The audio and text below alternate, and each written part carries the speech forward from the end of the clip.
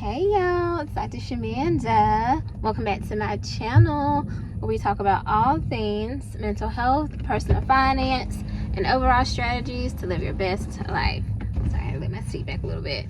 But anyway, it is Saturday, which is like my favorite day of the week. I think y'all know that already. I have really just enjoyed my day off and just relaxing. I actually just finished getting my nails done. You probably can't see them that well. I don't think you can see them that good. But they're just a gel polish, clear gel polish with a French line, essentially. These are my real nails, y'all.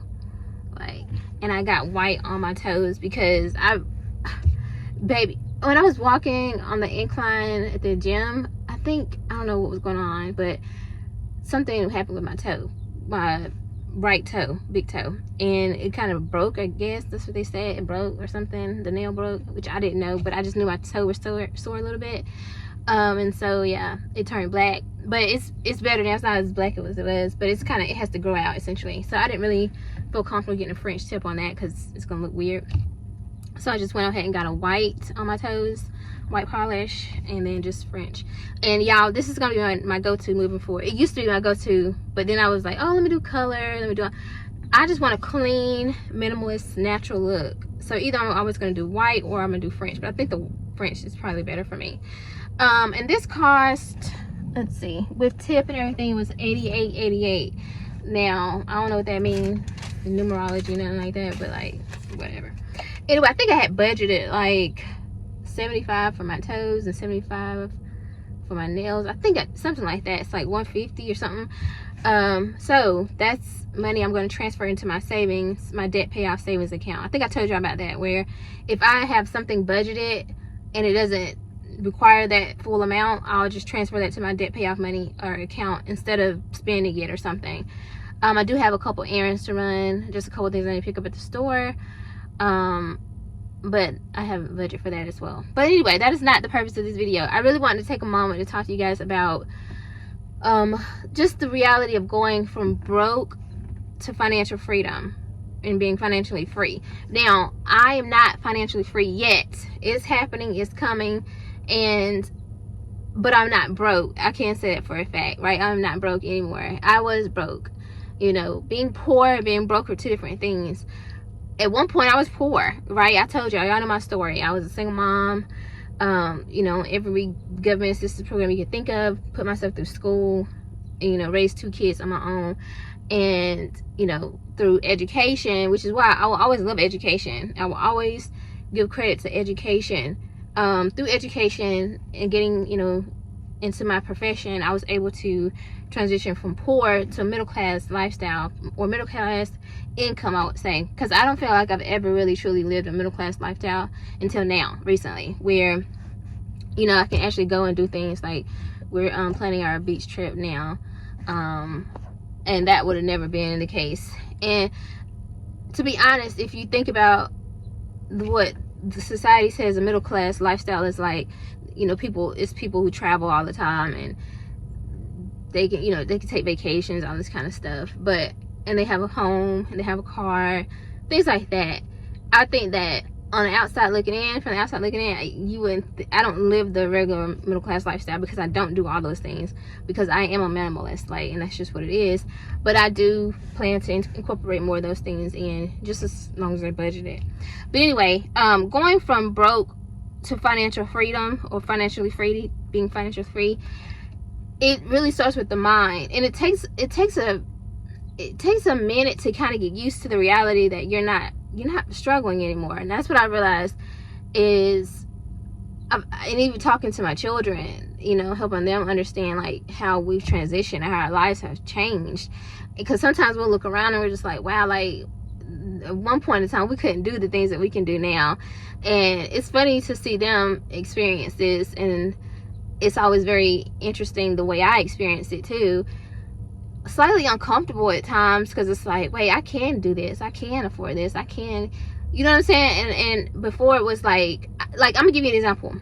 I remember when I used to pull up to QT, and I kid you not, I would pull up to QT, and obviously I was working full-time job. I had money coming in. I was still a licensed therapist, whatever. Excuse me. But I would pull up to QT, you know, having paid my bills, things like that, and I would maybe only have a couple dollars, you know, and I'm wondering, like, if I want like a soda or slushy or something like that, just a little treat, right? But even that was a big deal, right? And so I would feel like, okay, hopefully I have enough to pay for this soda, this fountain soda, or this slushy, which might be like $1.15. But what if I might only have $1.10? Like, and I hope y'all don't think I'm exaggerating. Like, I'm so serious right now. I might only have $1.10. So I'm hoping that they haven't raised the prices, or the taxes hasn't gone up all of a sudden, or whatever. Like, it would be that serious. Like, that's what I mean by poverty and broke to now being financially free, where my kids and I, we can go in the store and get anything we want. It's more about, right now, it's just about like, okay, I'm on a, you know, like shredding or something. If I'm shredding in a shred phase, so I can't just eat a bunch of snacks, or I just don't resonate with that version of myself where I would just eat a bunch of candy and stuff. That doesn't do anything for me. I will tell you, like right now, there's a Qdoba behind me. I remember times where, you know, again, I already pay my bills, and I'm like, dang, I really would love to go out to eat or something, or like just grab something from like Chipotle or Qdoba, and maybe I have $10, but I'm like, oh man, because back then a bowl was like $7 or $8 at this point, right? So it wasn't like how it is now, $12, $15, whatever.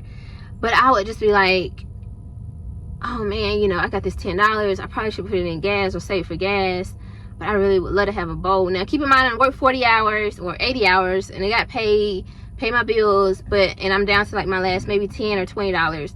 But now I gotta decide, do I want to spend this money on, like, treat myself to like a little meal out, or do I need to save this for gas or whatever the next week? Because for me, I didn't have anybody to lean on. There's nobody to just randomly call and be like, hey, can you help me with gas this week, or can you give me some groceries? Like, there was no one. That didn't exist for me. Like, if anything, it was the other way around. So I remember those moments. But now, like, there's a Qdoba right behind me right now, literally. If I want to, I can go right there and get whatever I want. I can call my kids, be like, do y'all want something to eat? It's not an issue. It's not even a question. It's not even a concern. You know what I'm saying? And I could do that at a small level or a high level. Like, I'm just being real. And I'm not even putting on a credit card, nothing like that either. So, you know, this preface that. I'm saying, like, but I just want you to help. I want to help you understand, like, going from a broke and poverty mindset in a reality to financial freedom. There's a space in between, which is where I'm at now, where I'm not quite financially independent yet, right? I'm still working toward that, but I'm not broke or poor. And this is a very interesting space to be in. And there's a K jewelry near me. I want some more earrings, y'all, so bad. I can go right now and go get some earrings, even if it costs a couple $100, a few $100.